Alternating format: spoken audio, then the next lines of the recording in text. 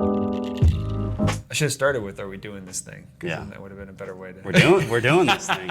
We're doing this. Are we doing this thing? We are doing this thing. How many times have we said this? 5 times. 5 times. That's all right. We're this, we had to go through a couple of different iterations of what it sounds like to say, are you doing this thing? And again, it goes back to why we are only the second best. Because we struggle at everything. So we start at the morning. It's much harder to do it like the best do it. But, we're learning. We're growing. We're here. Yeah. Stefan. Yeah. Hey, man. Trevor. It's good to see you, buddy. Good to see you, too. It's good to hang out with you again today. We're doing our second best second episode of our podcast, our new podcast, Second Best Realtors on the Internet. And today we're going to kind of, start from square one with us and talk a little bit about who we are so people get to know us a little better, right? And that's kind of the goal for this podcast. But I guess to catch up from last week, because we should probably talk a little bit about. Yeah, well, I mean, last week I know you said you went on a little vacation with your family. I did. Right? How was that? Where'd you go? That was great. Went to Tennessee. Got to see cousins, the kids' cousins. Got to see my brother and sister-in-law, both brothers and sisters-in-law, and my mom and dad-in-law, which was great. We stayed in a beautiful cabin in Tennessee mountains. And just got to soak it up, get outdoors. It's beautiful fall weather. Thank the Lord, the fall is here. Seriously, finally temperatures are cooling down. It is cool. Yeah. It's perfect. Can break out the long sleeves. Yes. Well, I'm rolled up, but you know how it goes. Second best. I mean, second best. Yeah. But that's good. I'm glad. Yeah. It was fun. I saw some of the pictures, and I don't think I've ever seen pictures before of your family. My kiddos, beautiful family. Yeah. So. I didn't get my wife in there. She's the prettiest one. But I missed her. We'll get her next time. Yeah. That's so good. But it was a blast. It's definitely, you get like jet lag coming back where you're just like, oh, that was a lot, and now I'm tired. But you got to restart. You got to get going in a new week. So that's where we are right now. What about you? What happened to you last week? Oh gosh, what happened last week? That is a great question. I feel like my days get so jumbled up. Like now, especially being in real estate, and you mentioned this last week, you need to be on demand. So it's like my Saturdays and Sundays almost feel like Tuesday, Wednesdays during the week. And then my Tuesday, Wednesdays can sometimes feel like a Saturday or Sunday where I'm trying to figure out how do I allocate my time? So, gosh. I mean, we've been still trying to figure out stuff with the car. I mean, I think that we've been very gracious. There's people in our small group that have lent us their car for the last 2 months. While we've been just trying to figure out what our next steps are, and we're giving that back tonight at small groups. Now we're going back to one car. So basically this last week has been a lot of my free time has been spent on how are we going to move forward? What are the logistics of now I got to drive my wife to work. We got to take her back. What does that look like? How are we going to make this work? When can we get a car? So I think a lot of that has been in my head, but I'm sure there's some fun things that I'm missing. I think those are maybe not so fun things, but it was a good week. I mean, I think if I can't think of anything bad, then that's a good week. It was probably okay. Yeah, that's good. All right. Did you drink enough water last week? Thank you. I remember that was one of your things. Yeah, I got my bottle. Got my water bottle here. Okay, it's there. It's still very full. I don't think I've taken. Let me just take my first there you go. You gotta sip of the day here. You gotta get it in. There's my first sip. I probably was good with it for about 2 days after doing the pod, and then been just one bottle a day. So it's still struggling.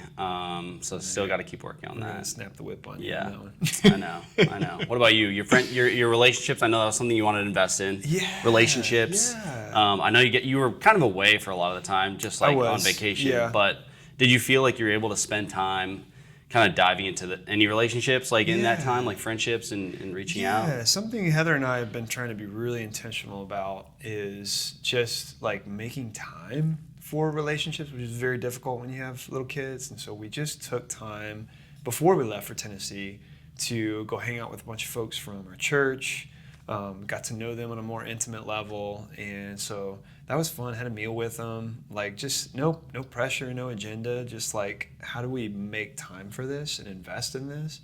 And so it started. It's gonna be a long road, because parenting is very isolating, especially with young kiddos. Yeah. And so we're getting on the other side of that to where we feel like we can come back to life.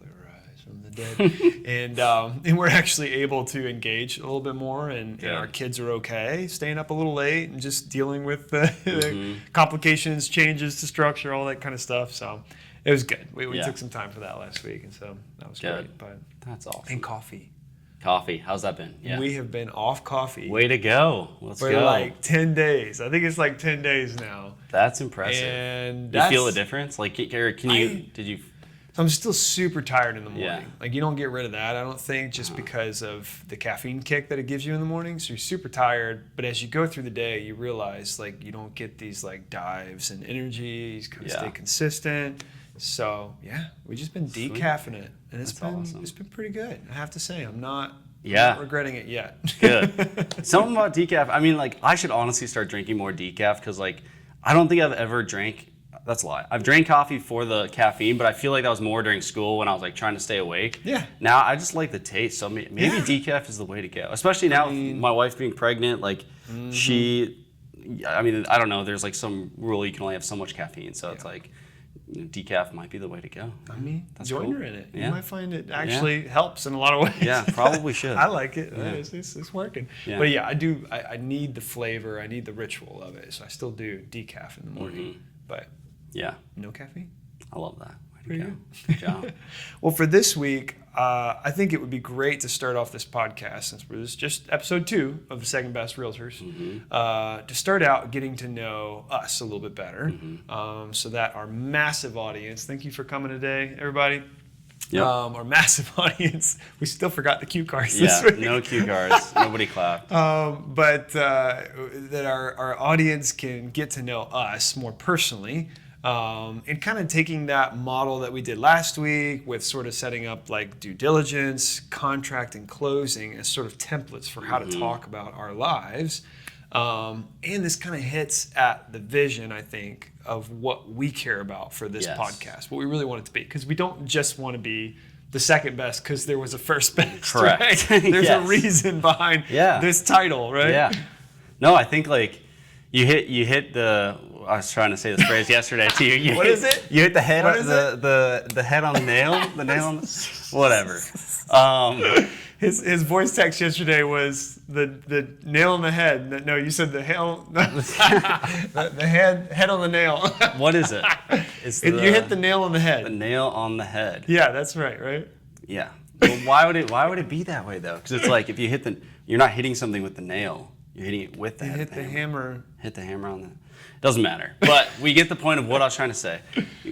The whole point of why you even came to me the first place to do this was like, hey, I want to like talk about like what it means to be an agent and in like a relationship standpoint, like and take away from like the major stereotype of like it's about getting a bunch of money, like making these deals, and like yes, that's a small portion of it.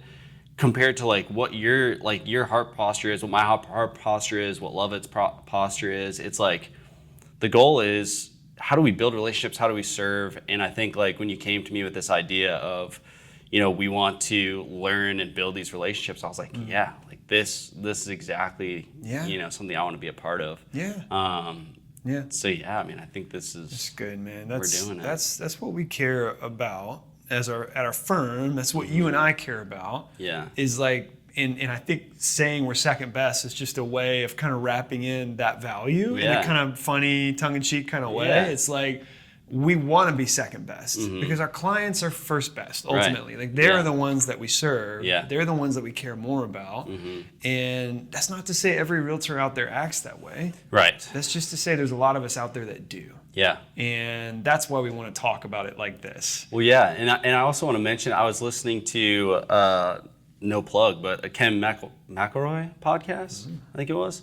And he was talking about like, and I mean, like he's got this big following and just talking about how like agents are part of a commission, like, and so are a lot of other salespeople that are part of commission. When you work for commission, you got to be aware that like someone that you're working with, that's how they make their money. So like they're gonna try to figure out ways to get, like they gotta survive too.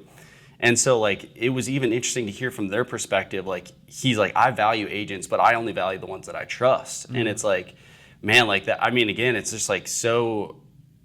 it seems to be so widely known that like agents can be very untrustworthy at times when you see like money hungry, like, and you just see that written on the walls. And so I think like, again, like it's just a great idea of, how we can get to know each other more, how we can get to know other agents more, and just learn more about kind of what our stories are and what other people's stories are. And I don't know, I think the importance of real estate is not about the money, but to the public it is, like, and so we're just trying to change that. We're trying to change what it means to serve others as a real estate agent. We don't want people to perceive us that way, you know. And this isn't to make our perception better. This is just to show that there are good agents out there. There are very trustworthy agents that actually do put their clients first, that are totally okay with being second best. They're okay being in the back seat and letting their clients see the views, and like be in the driver's seat and make those decisions. And we're there to steward that and make sure they're safe and protect them and all that. And so, I love that, man. Well, let's get into it. I would love this episode to be a little bit about you. Let's learn about Stefan. Yeah, let's do it. Let's learn about Stefan. And who you are a little bit. And again, we'll kind of work through that format that we had last week, starting with due diligence. And in this section, I just want to get to know you a little bit. So I wrote some questions out. Hope it's okay. We're going to dive into them. And you just take some time and explore these. And let's do it. And we'll have some fun. Ready? Let's do it. I'm ready. All right, I'm ready. So the first one, this is just a silly question, but I think it will help people get to know you. Tell me who you are in only 3 words. These questions are always so hard. I would say that first thing that comes to my mind is I'm a very competitive person. And I specifically think of sports. I played sports growing up, and so like just being very competitive. Again, I know mentioned last podcast talking about playing ping pong with my father-in-law, which I love to do. And it's like but it's like I never want to lose. Like I never want to lose in anything I play.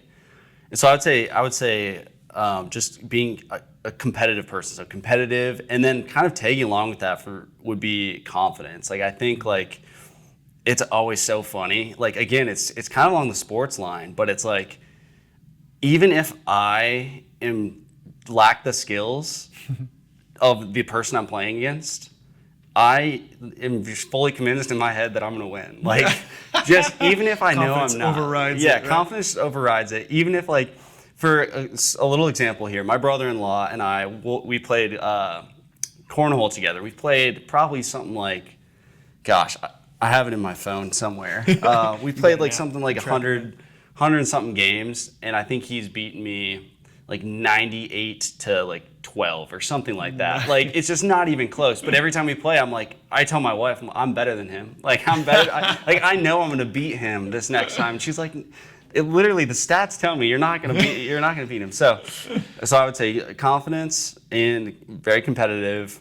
But then to go along with that, I would use the word gentle. I feel like I'm a very gentle person because I hate seeing like, I think I'm always trying to be really like aware of the other person that if I'm interacting with someone, just very aware of like either their emotions or kind of like almost looking out for their best interest. And I feel like for me, that means that I have to be a lot more gentle, maybe how I'm speaking or interacting with them, or maybe how I can serve them, or maybe just kind of step away. Like I feel like gentle, confident. It's good. I feel all those in you. Although I think I need to get you on some kind of court soon. Yeah, we need to and check out the competitive side. Yes, we need to I love play. sports too. Yeah. I can do it with the best of them. I love it. Let's go. I'm not great at anything, but I love playing everything. What kind of court are you thinking? Oh man, I could do for some football. I could do. We get pads and just one-on-one. No full contact. I'm too old for that now, man. Yeah, do some touch or something like that, flag. I stink at basketball. I would just be horrible at basketball. No basketball. We won't do basketball. I can get by in soccer. Love some ultimate frisbee. That's interesting. A fun game. I don't think I've ever played, but I'd probably beat you. Yeah, I love it. All right, there it is. All right, next question. What would you say are a few of the most formative moments of your life? That's a really good question. One of the things I value a lot, and we've talked about this before, is faith. Like, I value my faith, and specifically, I remember I grew up in the church, so I grew up going to church, going to even like Wednesday nights. So it wasn't even just Sundays; it was like Wednesday nights with my friends. But I feel like coming to know Jesus through a Bible study that I did my sophomore year of college was a very formative time for me, because it was a time when I think that was a switch for me of turning Christianity or my faith into, Christianity, a religion, like, versus now I've got a relationship with Jesus, and like just separating those two, and then starting to take that a lot more seriously. I think growing up, I knew, like, I had a moral compass that, like, I knew, like, oh, this is right, wrong, but it wasn't my doing. It was just, I felt like it was more of like this is what I've seen. I know this is right, I know this is wrong, but I don't necessarily know why I'm doing those things. And so, yeah, that Bible study that I did sophomore year was very, very formative. I'm continuing to pursue that relationship with Jesus today, and continuing to learn things too. And I think, like, it's just been so cool, and it's continuing to be formative, which I think is it's life-changing. So, that's like hands down the most formative time would be like that moment that I felt like that change of like, oh, that's what it means to have a relationship with Jesus. I'm not just a Christian, like I'm trying to follow now, and what that means. So that was kind of a belabored answer there. No, I like it. Yeah, so I would say that. I would say, honestly, going to college was a big one. I mean, I think just like moving away from family, like grew up in Minnesota and now went out to California to live a new life, essentially another life. I mean, you grow up in high school and you make friends and have family, and then you just go halfway across the country to California, and you got to start over. And I think experience. And honestly, this is the first time I've ever thought about it as a formative time. That literally just popped into my brain. But it was like, yeah, like that really was a time where everything changed, and I just had to adjust. Like it wasn't like it was just like an immediate switch had to happen. I had no other choice. Like I was a different place. You had to meet people, had to make friends or not make friends. It was a lot there. So going to college was a big one. And then marriage. I mean, just my wedding day, I'll never forget that. I mean, I think even now, like as I'm getting further away from the wedding, now I've been married over a year, almost a year and a half. Or I think, a year and a half. You better remember real quick. I'm continuing to learn the most, I'm stumbling on my words here, the importance of what that day resembled, even when it ties back to my faith. It's just like, that was a promise that I got to make with my wife, that now, like I get to continue to live life with her, to grow with her, to grow with our relationship with God. And like what that means to me is just so formative. So that day, that tying was so big and so important, not to mention just the chaos of everyone around you that loves you. And like, that was just like, what do they say? The only, there's 2 days that everyone that you'll love will be around you. It's your wedding day and your funeral. It's like, well, the wedding day is the only one you're going to be alive for. So got to experience that. So that's good. Yeah. Man. So tying your story together is a little bit off the cuff, but you were in California for school, right? And then what brought you back to North Carolina? Well, there was a little time in between. So I was pursuing professional golf right after school. Really just trying to figure out who I was. I played golf in college, and then I was pursuing that. And I went back to Minnesota for a little under a year and was just trying to figure out, what do I want to do? What do I want to do? And then I met my wife. My wife, long story short, grew up in Minnesota, but moved early on to North Carolina. And she had just flown back to Minnesota for a birthday party that we had. It was a mutual friend of ours. And that's where we had met, at that birthday party. And then from then on, we started FaceTiming, and I was like, man, this is a girl for me. Like, I love this girl. And so I'm going to go out and date her And so I flew out to North Carolina. A lot of people were like, Stefan, you're crazy. Like, but I think, again, this is where the confidence in like multiple ways, but I think the confidence in myself and the confidence also like mainly in like, I prayed about it. I luckily had a lot of people in my life that I look up to as mentors that I was able to really try to like debrief with them and say like, am I crazy here for making this like leap? Like this is like a lot of people are saying like I'm kind of a psychopath for flying across the country to just like date this girl, but like everything seemed to line up and I felt a lot of peace about it and confidence that like this is what I needed to do and yeah, that's what brought moved you to and UNC. now I'm married. Love so it, man. That's good stuff. Yeah.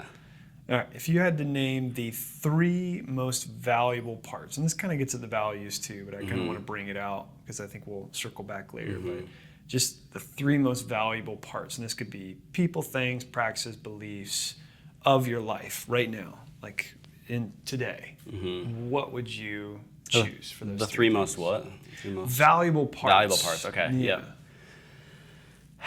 I mean, number one is my faith, my relationship with Jesus. I would say just because I feel like I'm learning something new every single day on how I want to try to mirror Jesus. And so it's constantly reflecting on like, what am I doing am I bringing joy into the world, or am I kind of making this world about myself and being really like discouraged all the time? And I think like having Jesus in my life has been really formative, going back to formative, but just like important because it's like every day I get to like dive into the truth and be reminded like, oh man, like this is somewhere in my life that, I could maybe treat my wife better today in this manner that maybe I wasn't before, or like this friend's on my mind, and that friend came on my mind because I was like diving into the truth, and the truth talking about loving on the people around you, and it's like, wow, like I haven't loved on,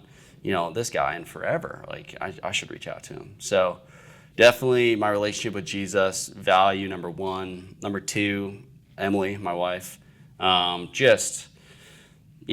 I mean, marriage just changes you. I mean, I think like as cliche as that can sound, it's like, man, like this girl is, everything to me that like I want to, serve, protect, do everything that I can to make our marriage the most, God-fearing, honoring marriage, and at the same time like make her feel that she's, I think as a man, we just feel like make her feel safe, secure, like, and like that's my goal. Make her feel loved, make her feel cared for, and things that I'm learning every day too on how to do that better.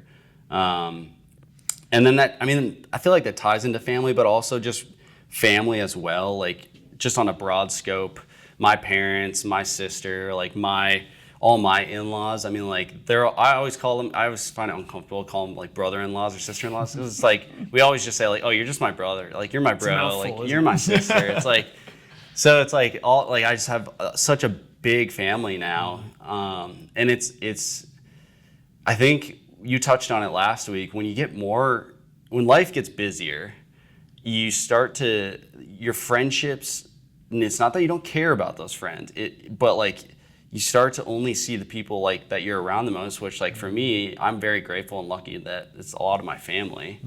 And so it's like, that's a huge value for me because I'm seeing them all the time. So I feel like I've got this value of family around me that I'm not going to take for granted, because I know plenty of people that don't have family near them. And it's like, man, I get to experience this. I'm going to try to do this as best as I can for as long as I can. So I love that. Yeah, I feel that. It's hard not having family close, especially after you have kids. Yeah. But having them around, it just forms that like unbreakable group that you can depend on. That's so good.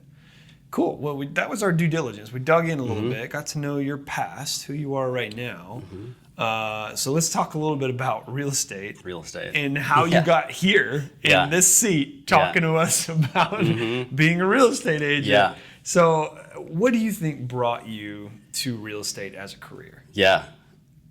It's funny. I think I was going through, because golf had been my life, like for my life. I mean, just like up until I came here, it was like golf was always sitting on the horizon, whether it was playing it or I was working in the golf industry. And I think like one of the biggest things that was pulling me to real estate was I had gone to an entrepreneurial like networking event. They were talking about wholesaling investments and whatever. And I was like, oh, that's cool. Like, I'd love to get into that one day. And I definitely wanted to, because like this idea of like passive income, like making money and having freedom, I was like, oh, that's cool. Like, and then of course I get into that part of the world and it's just a bunch of cold calling, and there's other parts to it too, but like I just did not love the cold calling part of it. I did not love picking up the phone and just like, no, I don't need to sell my home. Like, get off the phone. It's like, man, like that can just so discouraging after a while. It eats it. It eats the soul. But it made me think like, okay, like real estate is something that like, let me learn more about real estate. I'd love to learn more about it. I'm going to do that through taking the class and get to Love It Properties. And how I got to Love It Properties after taking the exams was I was trying to figure out a firm to go to, and was reaching out to a bunch of firms. And the thing that stuck out about Love It, and it was funny because it was you that I got to talk to first, but it was someone in our small group. They knew and they were caring for me and just said like, hey, I know you're looking for firms. Like, this guy helped us into our house. Like, you should reach out to him. Their firm seems great. And I was like, okay, I will.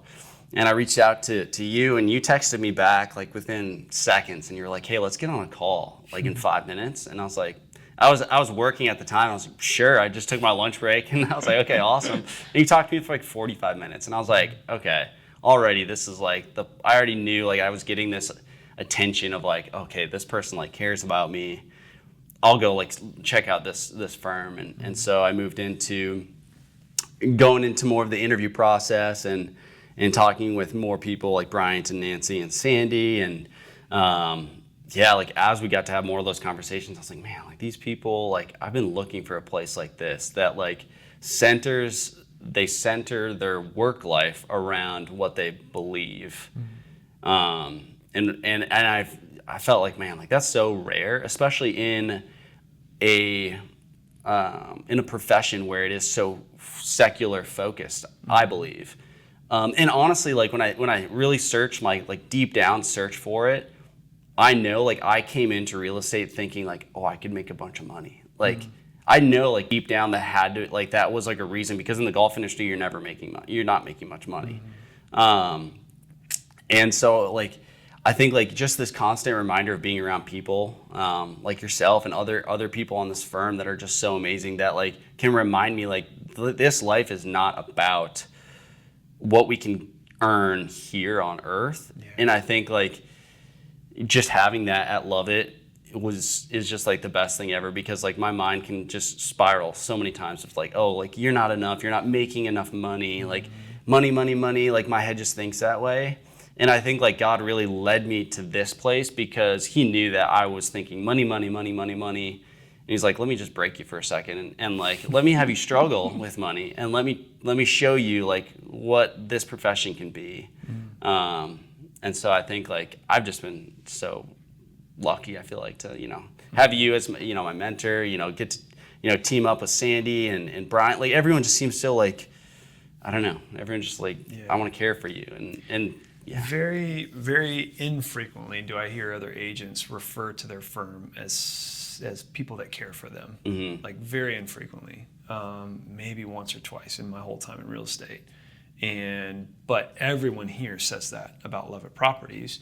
And I think that kind of shows that the general climate of our industry is everybody's out for themselves. It's dog eat dog. It's big fish wins, It's like that's kind of the nature of this industry because it is so money hungry. And Love It Properties shocked me when I got involved too. It was just like, no, we're not about that. Like, we're about the individual agents. We're about supporting each other. We're about treating this as something where we're serving people and not just making money off of them, because that actually is really good business practice. Yeah. That actually will help us grow our business and form a reputation that is like long-term, So, I mean, I got a text from a client this morning that was like, he was joking because I bought them ice cream recently for a client appreciation event. And he said, it's been so long since we bought a house. Why are you still buying me ice cream? And I'm like, because I care about you guys. Like, I want to see you. I want to stay engaged with your life. So he texts me this morning and goes, I'm sending a friend over to you. And I was like, thanks so much, man. That's amazing. He's like, I got to earn that ice cream. Yeah. No, and what's so good about that too is like, I think and we've even had these conversations because it's like the world right now is it's so like, well, how can we, like, we're perceiving this like, oh, like someone might be like, oh, Trevor's just getting like paying for ice cream for him because like he just wants his business in the future.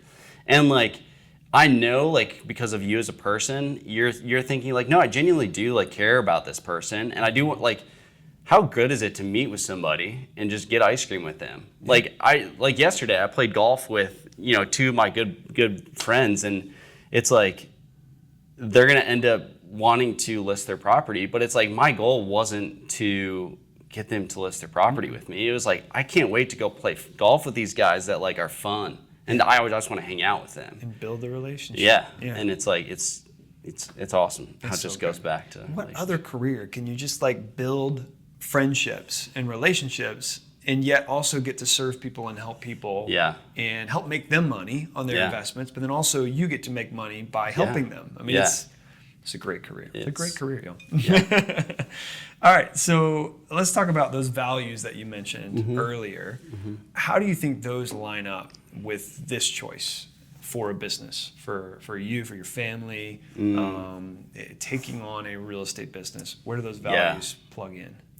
Well, I feel like, again, it's a wrestle with like, there's so much growth because I think when I'm like, oh, I want to follow Jesus, I want my life to be reflecting of that. But then deep down, I'm like, oh, I got to provide financially. Like, even though in the Bible it says like God will provide, like He literally provides, the food for the birds. They won't die. Like, you don't see a bird just lacking food. It's like, so there's so much truth that I can't even like comprehend that it's like, oh, I'm not going to be okay unless like this is happening. And so I remember first joining and first starting those first, couple months of real estate, first like really month of real estate. I was like the little high at the beginning, like of a week of like, oh, I'm doing this thing, it's new.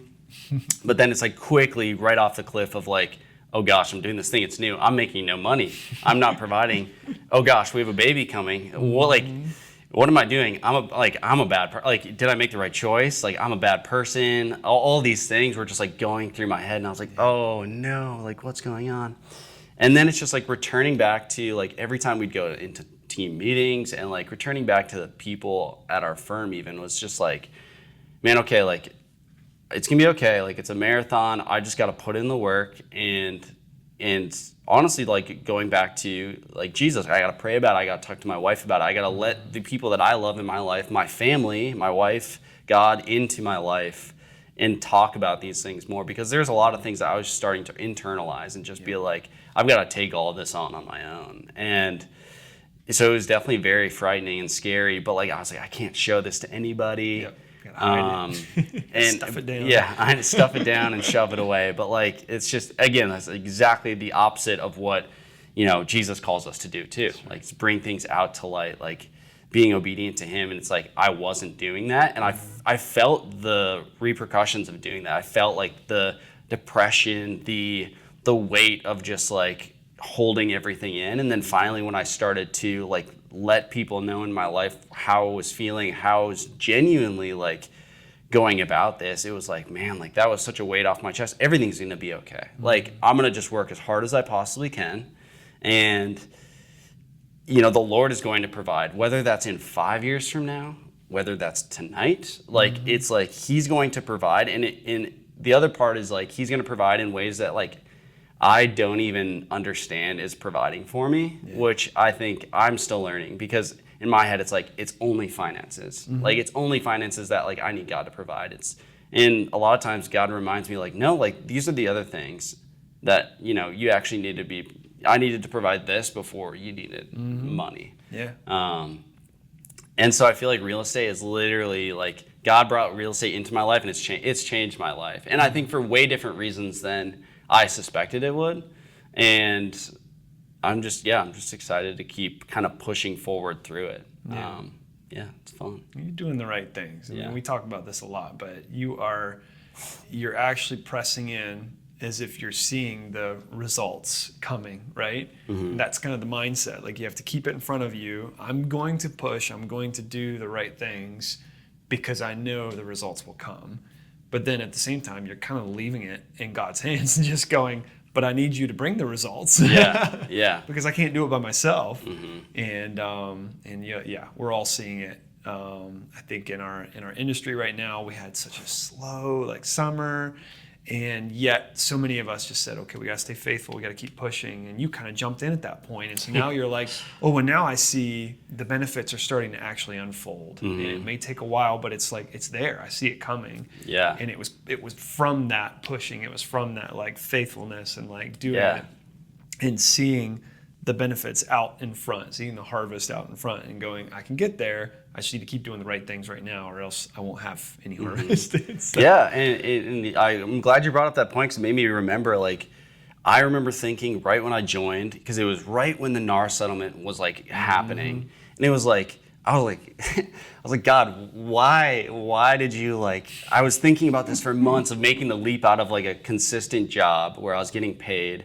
And I'd jump out and I'd be like, oh, okay, like, everything's like good. It's a new job. And then all of a sudden this NAR settlement where like negativity around the whole industry just like hit on all the agents and everyone was like, how do we think positive about this? And I think that was really good for me to like be a part of and learn. But also when I joined at that time, immediately my thoughts were like, I made the wrong choice. Like I literally joined when everyone else is freaking out and leaving. Like, this couldn't be worse timed. Like that's literally what I was thinking. But I mean, now it's all so good. And I think I'm going to see years down the road, like of why this timing was really actually perfect. And just trusting that, like you said, I mean, just trusting that God will provide. Yep. That's it, man. Yeah. That's it. That's good. Well, let's close this thing out. Yeah, For closing, we typically do typically we've only done it's our second episode. It's typical. So what we will typically do, let me say it that way, is we'll take time to highlight a couple of things that we are either appreciating, investing in, or depreciating from our lives right now. And so in that effect, though, I think for this conversation, what would be good is to talk about, in terms of real estate, what are the things that, or maybe a specific thing that you really appreciate right now about this career? Yeah. And then we'll touch on the other ones as we go. Yeah. I think appreciate, the biggest thing is getting to the showings. That I really appreciate this is like I get to these showings with these people and whoever it is that I get to serve, and it really does feel like they're relying on me and I get to be the one to help them make a decision that is very weighty on them, which like you can really visually see that when you're with the person. And so it's so much fun to like join them on this like, on this journey of we're trying to buy this house or we're trying to sell this house and like this means a lot to me. So like help me make this decision. And I think like whenever you get the call and it's like 6 p.m., it's like, oh, can you show me this house? It's like, the first thought in my head is like, I really don't want to. Like, please don't call me at this time. I'm about to go on a date with my wife, or I'm about to go do this thing. But like this on Sunday, like I had a client reach out and it was so awesome because like first thought was like, oh, shoot, like my wife and I were gonna go to church, like, but how can I like serve them best? I'm gonna go out and grudgingly, I was like, I'm going to drive out there. I drove out there. I meet them, and I'm just like, met them with smiles. Like, they were so excited. And I was like, okay, like, this is exactly why I love doing this. This was like, I get to, be there for them when they need me. And, like, there's just like this, I don't know. You just build a really strong relationship, I think, when there's so much on the line. Yeah. Even though, like, I didn't really know these people 2 weeks ago. But now it's like through this process, I got to meet up with them at different places and get to have conversations where it's like I learned about their life and what they care about. And it's like those are the things that I feel like in regular friendships or whatever, sometimes you don't get to very quickly. But in real estate, you seem to get to those a lot quicker because there's just a lot on the table. Yeah. You were meeting them at a very intimate moment of their life in which they're investing all of their money in a lot of Yeah. cases, or most of it, into this very expensive process. And you get to be there for them emotionally at the same time. I mean, you're strategically there. You're like, you're bringing your knowledge, your wisdom, all that to bear.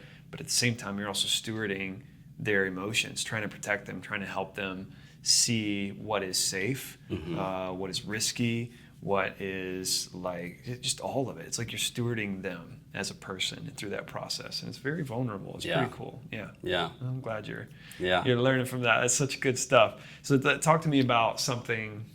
We say depreciating, but in this situation, I think let's talk about something that you just are not enjoying. Let's be honest and transparent about the real estate career. Yeah, I'll do like a two-part answer, because I think like the part that I don't enjoy is I hate the idea of, and it's part of the business, but it's like I hate the idea of trying to obtain clients. Like I think I just want to like be someone that's not like overly pushy, overly like, hey, like you need to sell your house right now, or you need to buy your house right now, and trying to figure out like, how can I be like true to myself and not like pretend to be like put on a mask and do this, marketing, whatever, and then be like trying to keep to be the same person, but at the same time, I also need to provide financially at the end of the day as well. So like how to balance that out is like very frustrating for me, because it's like, okay, I do need business. How do I be patient in this moment? Like, again, it ties all back to faith too. It's like, hey, God, how do I be patient in this? But it is really dang frustrating when it's like, oh no, like you have to, do these things. You have to reach out to these people that, love and care for you. Then I'm like, oh, they're going to just feel like I'm annoying them with these texts. Like, do you need to sell your house? Or like, check out this property. It's like, no, I don't need to check out this property. And then I'm like, well, am I burning this relationship? Because I don't want to burn relationships. Yeah. Because of what I'm trying to do professionally. So I think like that really wraps my head, and trying to figure that out. I don't even know what I was going to say for my second part, but I think, that one is one of the hardest to deal with in real estate, and probably one of the reasons why a lot of people have this negative perception about real estate agents is they think we're always on a sales game, and there are those real estate agents that will literally be having dinner with their families together at their house or something like that, and we'll try to initiate a conversation. When are you going to sell your house? It's like they're always playing the sales game. And that's like, I think we at Love It Properties try to adapt a different approach, and that does mean that you are taking the back seat. That does mean you're not trying to direct the course of action to your best result. You're trying to direct it to their best result. And that's why we end up having a lot of conversations where we're like, yeah, you should not sell your home right now. Or you should not buy a home right now. Or you should save up more money before you think about buying or investing or whatever it is. Like, this is not going to end well for you. You have those conversations. People realize like, oh, they're not selling me. They're trying to help me. And that means more to me. And so therefore I trust them, and we'll build that trust. And it's like, again, the long game that you're playing there is not how do I get the quick sale and yet burn the relationship. It's how do I build the relationship and develop a source of referrals and trust that lasts for decades, years to come. So that's good. And what about investing? What are you like, what's the one thing that you feel like you're really investing in right now in your career? I feel like investing in just an understanding, a deeper understanding, more knowledge. Like, I feel like I always hear this saying, like, you want to be like, is it the second smartest in the room? You always want someone to be smarter so that they can teach you. But I can tell, like, even with the description words at the beginning, it's like, I can tell I want to always be the person that knows the most. And so like, there's a fear factor of going into conversations like, oh, I don't know that answer. And so like, I always try to challenge myself of like learning as much as I can about even the most random things in real estate, random things on a property that's going to be on 1 in 1,000 properties. But it's like, I want to know that for when someone asks me a question, like, what is that? Or what does that thing do? Or how is that beneficial to me? I can just immediately be like, I know that answer for you. But again, like, that challenges me also to remember that I do have a team that I can rely on too. And it challenges the pride aspect of I don't need to know everything. And it challenges like this people pleasing of like, I want to know everything because I want to be perceived to them as someone who knows everything, which I think it does stem from that pride and people pleasing. Whereas like because I'm fearful of like, oh, if I say, oh, you know, I'll have to get back to and get to my team and I'll get that answer for you. I'm just like, oh, now they probably think that I'm like an idiot or like that I don't know and I'm less than. And so like there's like that fear behind that. And so I think that it maybe isn't like I need to dive deeper into that thought a little bit more of like what drives me. Like I don't want it to be the fear that drives me, because I do feel like there's a lot of that drives why I really want to know more is like the fear of not knowing. And I think that's an underlying theme of my entire life. I have a lot of fear of not knowing things, and so I do my best to invest in figuring out answers. Something Love It Properties like highlights a lot when we talk about stuff is like we want to be hungry, like we want to go after it, but at the same time we also want to be humble, and that's not an attribute that a lot of the real estate industry like values, thinks is highly valuable in this career, but we think humility is actually one of the things that earns people's trust. So when you're willing to say, I actually don't know that, but let me find it, let me figure it out, let me talk to my team, let me work with them, because we've got such a wealth of knowledge in our whole team that you really can have the confidence to be like, well, I don't know it, but I can learn it. Like I have the ability to get to the bottom of the answers. And a lot of times it just shows that you're willing to work for it, which the client wants too. They don't want you to just give a haphazard answer or something that doesn't really help them. They want you to give the best answer, something that can really look out for their interest. And so a lot of times just saying like, I say this a lot, I think this is right, but let me verify it. Let me make sure I'm really like accurate about this. I did this yesterday with a client, asked me, hey, if we added this to our new construction home, do you think it would still appraise? And I'm like, I think it will, but I want to actually look at the data for you, which took time for me to do that. I mean, it took an hour of my afternoon yesterday, which is not a big deal, but I had a lot of other things happening too. So I paused, I stopped, I did that work for them so I can go back to them with a more informed answer. And that could have been, like we talked about this yesterday in team meeting, it could be that you just need to bring another mind in, to the, like, I may think I'm right, and yet I may need another perspective to make sure I'm right, And that's kind of what we want to always keep doing. What I love seeing in you already, I see that desire to be humble. It's like, I don't need to be the one that knows everything. I want to know everything, but at the same time, I'm willing to allow the admission that I'm still learning and I'm growing. And that's kind of what we're doing today. No, it's a hard thing to admit too. I mean, like once you start admitting your flaws, you start to see them more often. And so it's like, man, the amount of times that I like think about like, how do I protect myself? It's a lot. It's a lot. So again, like I think it's helpful to always be surrounded, because we're never going to be 100% like always on the ball, always like aware. And so I think just surrounding myself with people that can remind me has been huge. Remind me how to live. Agree. Yeah. But Stefan Nelson, folks. Thanks for sharing today, man. That was good. I'm super excited about. We were dreaming a little bit, I guess, just to kind of tease what we're hoping to do in the future. But we just thought like we get this format going.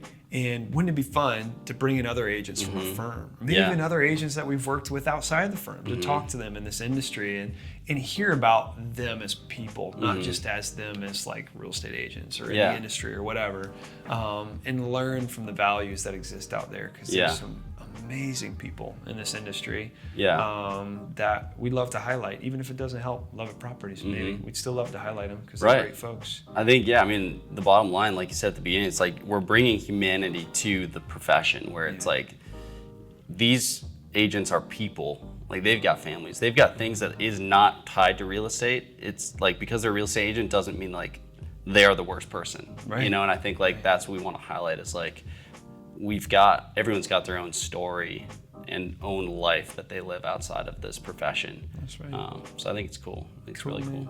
Yeah. All right. Well, thanks for watching, guys. We'll see you next time. Thanks for listening. Listening. And watching. Podcast. You could be watching. I'm watching on YouTube.